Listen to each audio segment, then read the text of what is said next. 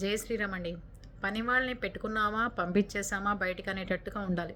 Morning ఆఫీస్కి వెళ్ళేటప్పుడే husband పని వాళ్ళు కూడా బయటికి వెళ్ళిపోయేటట్టు ఉండాలి. ఆయన వెళ్ళిపోయిన తర్వాత తలుపులు తుడిపించుకుందాం, కిటికీలు తుడిపించుకుందాం, ఇల్లు నీట్గా ఉండాలి. మన ఇంటికి వచ్చినాడు, ఓహో ఆహా ఆవిడ ఇల్లు బాగుంది, మెరిపిస్తుంది, వాళ్ళ పని అబ్బాయి ఇంకా బాగా పని చేస్తాడు అని చెప్పి అనిపించుకున్నాం అని చెప్పి ట్రై చేస్తే కుక్కర్లతో కొట్టి మన కాళ్ళు చేతులు కట్టేసి చాకులతో పొడిచి చిత్రహింసలు పెట్టి మనం ఎక్కడెక్కడ డబ్బులు తీస్తున్నామో, ఏ ఆర్మర్లలో ఏం పెడుతున్నామో, ఎవరితో ఫోన్ మాట్లాడుతున్నామో, ఎంత డబ్బు లోపల పెట్టామో, ఎంత డబ్బు బయటికి వెళ్తుందో అంతా చూసి అతి కిరాతకంగా మర్డర్లు చేస్తున్నారు.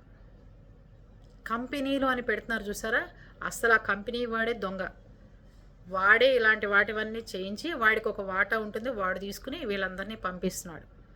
అర్థం చేసుకోండి. కాస్ట్లీ ఇల్లు కట్టుకోగానే సరిపోదు. సేఫ్టీగా ఏమీ లేనప్పుడు, అలారాలు లేనప్పుడు, కెమెరాలు లేనప్పుడు మిమ్మల్ని హస్బెండ్ ఆఫీస్కి వెళ్ళిపోయిన తర్వాత మావిడ సేఫ్గానే ఉందని అనుకోకుండా అప్పుడప్పుడు కెమెరా ఆన్ చేసి హాల్లో ఉందా లేదా, అసలు ఏం చేస్తుందని కొంచెం పట్టించుకుంటూ ఉండండి.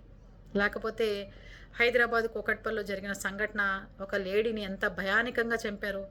ఒక అపార్ట్మెంట్ అంటే, ఇండిపెండెంట్ హౌస్ అంటే ఎవరు ఉంటారు, అపార్ట్మెంట్ అంటే బోల్డ్ మంది ఉంటాం. ఒక్కళ్ళకి కూడా మాట కానీ అరుపు కానీ వినపడకుండా చంపేశాడు వాడు. అది పరిస్థితి. అర్థమైందా? బాగా జాగ్రత్తగా ఉండండి పని వాళ్ళతో.